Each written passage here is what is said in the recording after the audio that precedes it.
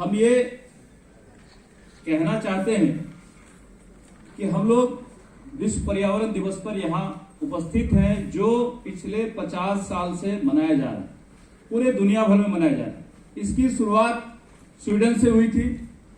आज हम लोग, मुझे लगता है कि दुनिया के लोग पिछले 50 वर्ष से एक्टिव हुए हैं कि हमें पर्यावरण को बचाना है। लेकिन मेरा ये मानना है कि जो हमारे पूर्वज थे, खास करके जो हिंदू धर्म के लोग थे, वो बहुत पहले से ही इन चीजों का खतरा उन्हें महसूस हो रहा था, जिसको लेकर के उन्होंने प्रकृति को, यानी कि पेड़ पौधों को, गंगा को, नदियों को, पहाड़ों को, सबको ईश्वर से जोड़ने का काम किया। जिसका रीजन ये था कि जब तक इसे हम धर्म से ना जोड़ देंगे, भगवान से ना जोड़ देंगे, ईश्वर से नहीं जोड़ देंगे, तब तक लोग इसे बचाएंगे नहीं। उन्हें इस बात का एहसास पूर्व में हो गया था कि इसे बचाने की आवश्यकता होगी। आज जो काम हम करने चले हैं वो लोग पूर्व में शुरू कर दिए थे। हम देख रहे हैं कि हम पेड़ की पूजा करते हैं, हम देख रहे हैं कि हम गंगा की पूजा करते हैं, हम देख रहे हैं कि हम पहाड़ों का पूजा करते हैं। जो ऐसे चीज हैं जिनकी हमें आवश्यकता है इस धरती को बचाने के लिए, गंगा को बचाने के लिए, उसकी हम पूजा करते हैं। और कहीं न कहीं मुझे लगता है इसका बड़ा फायदा हमें मिल रहा है, क्योंकि जो लोग पेड़ पौधों की पूजा करते हैं वो कभी नहीं चाहते हैं कि हम पेड़ को काटें। जो लोग गंगा की पूजा करते हैं वो कभी नहीं चाहते हैं कि हम गंगा को प्रदूषित करें। जो पहाड़ों की पूजा करते हैं वो कभी नहीं चाहते हैं कि हम पहाड़ों को काटें। अभी हमारे अशोक घोष साहब कह रहे थे कि हम पहाड़ काटते जा रहे हैं, हम उसे बनाते नहीं। मैं कह रहा हूं कि हम पहाड़ भी बनाते हैं, लेकिन किस चीज का? हम कचरे का पहाड़ बनाते हैं। हम दिल्ली में देख रहे हैं कि बड़ा सा पहाड़ दिखता है, कचरे का पहाड़। अभी हम कलकत्ता में देखे बड़ा सा पहाड़। मैं पूछा कि यहाँ पहाड़ कहाँ से हो गया? भाई पहले तो पहाड़ नहीं था। बोला अरे कचरे का पहाड़ है, ये कचरे का पहाड़ बना हुआ है। तो जो हम पैदा कर रहे हैं, जो हम प्रदूषण फैला रहे हैं, इसको हमें देखना पड़ेगा।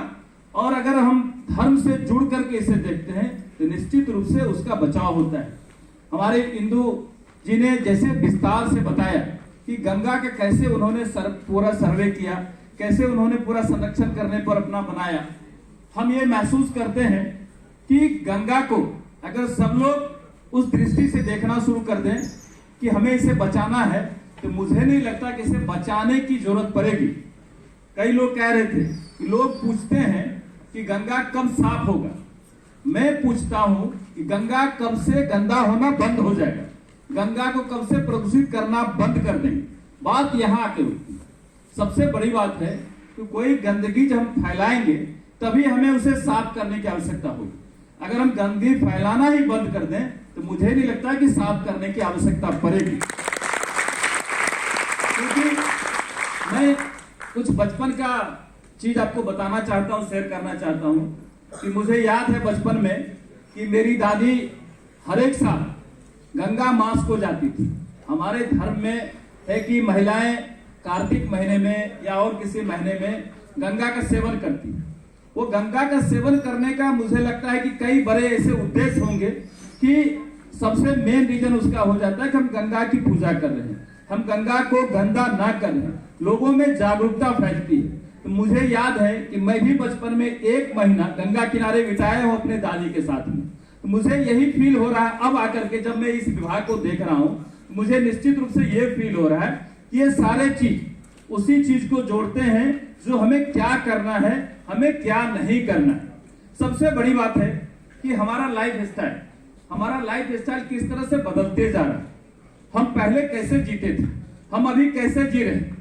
हम अभी आर्टिफिशियल लाइफ जी रहे हैं, हम नेचुरल लाइफ को छोड़ते जा रहे हैं। और इस चीजों को हमें देखने का कई ऐसा मौका मिला है। और खास करके मुझे लगता है कि प्रकृति ने हमें इसे भी दिखाया। अभी पिछले दिनों जब हम लोग कोरोना के महामारी से गुजरे हैं तो बहुत कुछ प्रकृति ने हमें सिखाया और दिखाया कि हमें कैसे रहना चाहिए, हमें कैसे जीना चाहिए, हमें क्या करना चाहिए, हमें क्या नहीं करना चाहिए। क्योंकि जब कोविड में हम अपने घर को बैठे, हम बाहर निकलना बंद कर दिए, तब हमें महसूस हुआ कि दुनिया कैसे चलती थी, अभी दुनिया कितनी अच्छी दिख रही है। हमें पूरा वातावरण साफ दिखने लगा, हमें फ्रेश ऑक्सीजन मिलने लगा घर में, हम अपने आप को अच्छा फील करने लगे, बेटर फील करने लगे। ऐसा क्यों हुआ? ऐसा नहीं हो सकता है कि हम हर चीज को बंद कर दें। जो डेवलपमेंट का काम है हम उसे भी नहीं रोक सकते, लेकिन उसका कहीं न कहीं अल्टरनेट हमें उपाय भी देखना पड़ेगा। हम पेड़ कम लगा रहे हैं, पेड़ ज्यादा काट रहे हैं। हम मानते हैं कि विकास का काम हमारे लिए उतना ही आवश्यक है जितना और काम है। हमें विकास करना ही पड़ेगा, क्योंकि जनसंख्या जिस तरह से बढ़ रहा है, हमें उन्हें रहने की व्यवस्था देनी पड़ेगी, हमें उन्हें स्कूल देना पड़ेगा, हमें उन्हें अस्पताल देना पड़ेगा, हमें उन्हें सड़कें देनी पड़ेगी, हमें उन्हें रेल लाइन देना पड़ेगा, क्योंकि ये आवश्यकता है। लेकिन इसके इतर हमें यह भी देखना पड़ेगा कि इसके बनने से नुकसान क्या क्या हो रहा है। उस नुकसान को हमें फोकस करते हुए उस पर हमें काम करना पड़ेगा। सरकार वैसे काम करते रहती है, हमारा यह मानना है कि हमें पेड़ काटना आवश्यक है डेवलपमेंट के काम के लिए। लेकिन अगर हम ये मान लें कि हमें अगर एक पेड़ काटना पड़े तो उसके जगह हम 5 पेड़ लगाएंगे तो कहीं हमें परेशानी नहीं होगी, हमारा ये मानना है। इसी तरह हम लोग जो गंगा है, गंगा को अगर हम लोग मान ले कि हमें इसे पूजनीय है, हमारे लिए हमें इसे गंदा नहीं करना है, हमें इसे अविरल बहने देना है, हमें उस पर काम करना है। हर लोग अगर शपथ ले लेंगे, हर लोग अगर ठान लेंगे, हर लोग अगर मान लेंगे कि हमें इसे गंदा नहीं करना है, तो मुझे नहीं लगता है कि इसे बहुत ज्यादा साफ करने की आवश्यकता होगी। हम लोग तो ये मानते हैं कि गंगा हमारी माँ है, और मैं अपनी बात बताऊं, मैं जब भी गंगा क्रॉस करता हूं तो दोनों हाथ से प्रणाम करके क्रॉस करता हूं कि गंगा हमारी माँ है और ये हमारे लिए पूजनीय है। और जब लोग ये मान लेंगे ये हमारे लिए पूजनीय है, तो मुझे लगता है, विश्वास है कि लोग उसे खराब नहीं करेंगे, गंदा नहीं करेंगे। जहां तक इंडस्ट्री का सवाल है कि इंडस्ट्री के माध्यम से वो गंदा होता है, पॉल्यूटेड वाटर वहां जाता है, तो सरकार उस पर काम कर रही है, हम लोग उस पर काम कर रहे हैं कि कैसे इसको हम लोग कम से कम इसमें पानी बहाएं और जो उसका गंदा वाटर है उसका हम लोग कैसे उपयोग करके उसे सदुपयोग किया जा सकता है। दूसरे तरफ कई ऐसे इंडस्ट्री हैं जो हमें काफी प्रदूषण फैलाते हैं, जो कार्बन डाइऑक्साइड काफी तेजी से फैलाते हैं, और मुझे तो ये भी लगता है कि जितना कार्बन डाइऑक्साइड से नुकसान होता है उससे कई गुना मीथेन से नुकसान होता है, 25 गुना ज्यादा मीथेन गैस से नुकसान होता है, वो भी कई इंडस्ट्री से निकलते रहते हैं। तो मुझे लगता है कि ऐसे इंडस्ट्री पे उसको बैन करने का जरूरत है, उसे कम करने की आवश्यकता है। और जो हमारे यहाँ लार्ज स्केल पर भी बता रहे थे हमारे कई पूर्व के वक्ता ने कि जो ब्रिक फील्ड में हमारा काफी बड़ा प्रदूषण फैलता है, हम लोग शुरू से उस पर लगे हुए हैं कि हम लोग कैसे इसको कम से कम करें। हम लोग जब भी विभाग में बैठते हैं इस पे एक राउंड चर्चा जरूर होता है कि हम इसे कैसे कम करें, क्योंकि उससे कई तरह के नुकसान होते हैं। उसका नुकसान हम लोग भरपाई नहीं कर पाते हैं, धुआं अलग फैलता है, दूसरा जो हमारा खेती के लायक मिट्टी है, उपजाऊ मिट्टी है, वो हमारा बर्बाद होते रहता है, और तीसरी तरफ जो हमारे पास फ्लाई ऐश का भंडार है वो खत्म नहीं हो रहा है, उसका एडजस्टमेंट नहीं हो पा रहा है। तो जो उसका अल्टरनेटिव है फ्लाई ऐश ब्रिक, हम लोग उसको प्रमोट कर रहे हैं ताकि इस ब्रिक फील्ड को, रेड ईट को हम लोग कम कर पाए।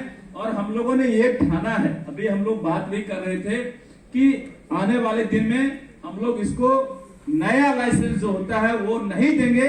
ये हम लोग तय कर लिए है कि कोई नया ब्रिक फील्ड का लाइसेंस हम लोग नहीं देंगे अपनी तरफ से, और हम लोग इसको विभाग में भेज रहे हैं, माननीय मुख्यमंत्री जी के पास भी भेज रहे हैं कि इसका नया लाइसेंस नहीं मिले।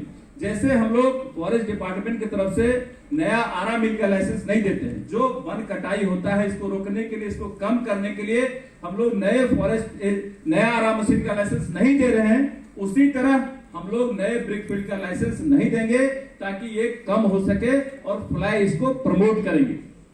सबसे अलग बात है कि आज हमारे सभी बच्चे भी बैठे हैं, हमको लगता है कि पेरेंट्स भी बैठे हुए बहुत सारे, हमको कहीं न कहीं अपना लाइफ स्टाइल बदलना पड़ेगा, इसको ठीक करना पड़ेगा। अगर सब लोग जागरूक हो जाएंगे तो मुझे नहीं लगता है कि बहुत ज्यादा प्रदूषण का हमें सामना करना पड़ेगा। वैसे जिस तरह से विकास हो रहा है ये आएगा हमारे सामने, लेकिन हम लोग अगर कोशिश करेंगे तो निश्चित रूप से ये कम होगा। और लाइफ स्टाइल बदलने में मुझे लगता है कि सब लोग जो नए जनरेशन है इन्हें प्रयास करना चाहिए। होता क्या है कि धीरे धीरे हम लोग जो हमें सुख का एहसास कराता है, हम उसकी ओर भागते हैं। और मुझे लगता है कि सबसे ज्यादा गर्मियों के दिन में लोग एयर कंडीशन यूज करते हैं। अब तो एयर कंडीशनर का ये दशा हो गया है कि कहीं भी आप जाएं बिना एसी के नहीं रह पाते हैं। आपको घर में एसी चाहिए, आपको गाड़ी में एसी चाहिए, आपको ऑफिस में एसी चाहिए। और अगर हमें इसकी आवश्यकता है तो इसके अलावा हम लोग इसका दुरुपयोग भी करते हैं। अब दुरुपयोग का ये सेंस होता है कि हम मंत्री हैं, हम विभाग में आते हैं, हमें जैसे विभाग में आना होता है हमारे कर्मचारी अधिकारी पहले एसी चला के छोड़ देंगे। मंत्री जी आ रहे हैं, उन्हें ठंडा महसूस होना चाहिए, गर्मी का एहसास नहीं है। ये गलत है। जो भी अधिकारी जाते हैं और भी कोई जाते हैं, हम आए चाहे नहीं आए, हमारे कार्यालय में एसी चलते रहता है। इसको हम लोग कैसे कम करें, इस पे काम करना चाहिए कि कम से कम इसका इस्तेमाल करें। क्योंकि एक तरफ अगर हम कमरे को ठंडा करते हैं तो दूसरी तरफ कितना गर्मी फैलता है इसका एहसास हमें नहीं है। हम जितने लोग बैठे हुए एयर कंडीशन हॉल में बैठे हुए, हम ठंडे में बैठे हुए अच्छे से बात कर रहे हैं, इसकी आवश्यकता है क्योंकि बाहर टेम्परेचर बहुत है और ये टेम्परेचर बाहर हम ही हाई कर रहे हैं। अगर अपने आप को हम अच्छे सुकून से बैठे हुए हैं, हम अपनी परेशानी दूसरे के सिर पे डालें। कहीं कहीं अगर हम ठंडे हॉल में बैठे हुए हैं तो बाहर ये गर्मी फैल रहा है और जहां गर्मी फैल रहा है उन्हें भी आवश्यकता होगी कि हम इसे कैसे कम करें। इन चीजों को कहीं न कहीं कम करने की आवश्यकता है। और मैं आपको बता दूं, मैं एक अनुभव के तौर पर बताना चाहता हूं कि मैं बता दूं कि इसका लत कितना आगे बढ़ते जा रहा है। पहले शहरों में गर्मी हुआ करता था, गांव में ठंडक होता था, लोग शहर में रहते थे, गांव जाते थे, वहां अच्छा महसूस होता था। अभी स्थिति ये है कि गांवों में एसी लग रहा है और गांव में एसी लगने का ये हालत है। मैं अनुभव के आधार पर आपको बता रहा हूं कि जैसे मैं अपने गांव जाता हूं कभी, तो हमारे भाई बंधु जो हमारे घर के लोग हैं, वह मंत्री हो गए, विधायक हो गए, इनको एसी का आदत हो गया। घर में आएंगे तो कैसे सोएंगे, एक कमरे में एसी लगा दो। सपोज दैट हमारे कमरे में एसी लग गया, अब हम गांव जा रहे हैं तो हम तो एसी में रह रहे हैं, हम गांव से चले गए, वो कमरा अगर खाली है तो दूसरे लोग सोना शुरू करते हैं। हमारे पिताजी सोएंगे, हमारे भाई सोएंगे, हमारी माँ सोएंगी। अब धीरे धीरे उनको आदत लग जाएगा। जब मैं गांव जाऊंगा फिर उस कमरे में मैं सोऊंगा, उन्हें गर्मी का एहसास होगा, फिर उनके लिए एसी चाहिए। ये मैं अनुभव के आधार पर बता रहा हूं। ऐसे गांव में ये स्थिति है कि गांव में 4 कमरे में एसी लग रहे हैं और गांव के लोगों को भी एसी में रहने का आदत हो रहा है, जो काफी खतरनाक है, जो पूरी तरह खतरनाक है। इसका उदाहरण हमें कोरोना के समय में मिला, देखने के लिए मिला कि कोरोना महामारी में शहर के लोग ज्यादा बीमार हुए, गांव के लोग कम बीमार हुए। इनका ये कारण था कि उनका इम्यूनिटी पावर काफी स्ट्रांग हुआ करता था, काफी मजबूत हुआ करता था, वो बीमार नहीं होते थे। लेकिन धीरे धीरे जो एसी का लत और आराम तलवी चीजों का जो लत धीरे धीरे वहां भी पहुंच रहा है, ये खतरनाक संकेत कहीं न कहीं हमें देते हैं। इस पे हमें सतर्क होना पड़ेगा, इस पे हमें काम करना पड़ेगा। मैं एक और उदाहरण देना चाहता हूं कि मेरे पिताजी 80+ के हैं और मुझे लगता है कि वो हमसे ज्यादा स्वस्थ, अभी भी हमसे ज्यादा स्वस्थ फील करते हैं। उनका कारण है, उसका कारण ये है वो गांव में रहते हैं, पूरी तरह ग्रामीण परिवेश में रहते हैं, स्वस्थ खाना खाते हैं, सुबह उठते हैं, साइकिल से खेत में जाते हैं, शाम को साइकिल से ही बाजार जाते हैं। सारा सुविधा होने के बाद मोटरसाइकिल है, कार है, लेकिन वो साइकिल का इस्तेमाल नहीं छोड़ते हैं। लेकिन हमारी क्या आदत है, हम 50+ के हैं, फिर भी अपने आप को हम उतना स्वस्थ नहीं महसूस करते हैं जितना वो स्वस्थ महसूस करते हैं। हम इसलिए साइकिल पर नहीं चढ़ पाते हैं। 10 कदम भी हमें चलना होता है तो मुझे लगता है कि हम मोटरसाइकिल में चले जाएं, हम कार में चले जाएं। ये सबों के लिए मैं कह रहा हूं, मैं सिर्फ अपना उदाहरण दे रहा हूं। लेकिन ऐसी स्थिति हमारे बीच आ गई है कि जो लोग मोटरसाइकिल चलाते हैं वो 10 कदम भी मोटरसाइकिल के बिना पैदल नहीं जाना चाहते हैं, साइकिल को छूना नहीं चाहते हैं। मुझे लगता है कि साइकिल का उपयोग वही करते हैं जिनको डॉक्टर बताते हैं कि आपको साइकिल चलाने की आवश्यकता है, वही लोग साइकिल चलाते हैं। ये हमारे लिए काफी दुखद पहलू है। इन चीजों को अगर हम ठीक कर लें, अपने लाइफ स्टाइल को ठीक कर लें, अपने जरूरत की चीजों को जो आराम का चीज है उसे ठीक करके कम करें, तो मुझे नहीं लगता है कि इतना ज्यादा जागरूकता पे हम लोगों को बोलना पड़ेगा। ये जागरूकता का समय है, सभी लोगों को जागरूक होने की आवश्यकता है। और जितने हमारे यहाँ लोग आए हुए हैं, मैं इनसे आग्रह करता हूँ, प्यारे प्यारे बच्चों से भी आग्रह करता हूँ कि जागरूकता पे ध्यान दे और अपने लाइफ स्टाइल को सही रखे और पर्यावरण को सही रखने के लिए एक एक पेड़ जरूर लगाए जब मौका मिले, जब आपका बर्थडे हो, खास करके तो सभी बच्चों से मैं कहना चाहता हूँ अपने अपने जन्मदिन पर एक एक पेड़ जरूर लगाएं। और तमाम अपने वयस्कों से भी कहना चाहता हूं कि इतना ज्यादा फेस्टिवल लोग मना रहे हैं, तरह तरह की चीजें मना रहे हैं, तरह तरह की चीजों में केक काट रहे हैं, तो मैरिज एनिवर्सरी है, बर्थडे, तरह तरह का चीज आते रहता है। तो केक काटने के साथ प्लांट जरूर लगाए, पेड़ जरूर लगाए, जहां मौका मिले। यही हमारा आग्रह है, यही हमारा विनती। बहुत बहुत धन्यवाद।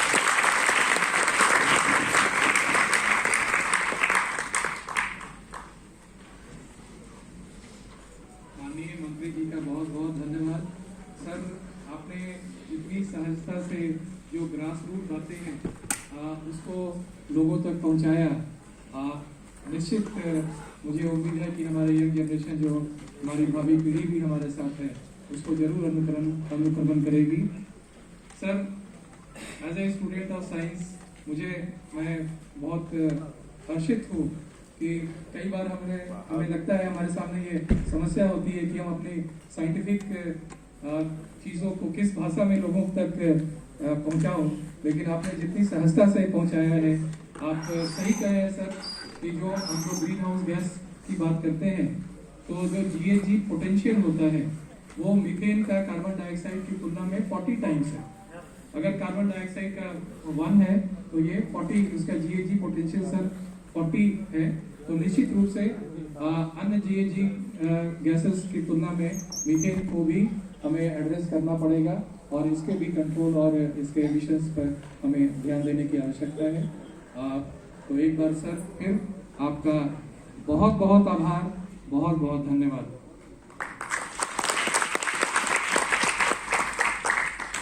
अब मैं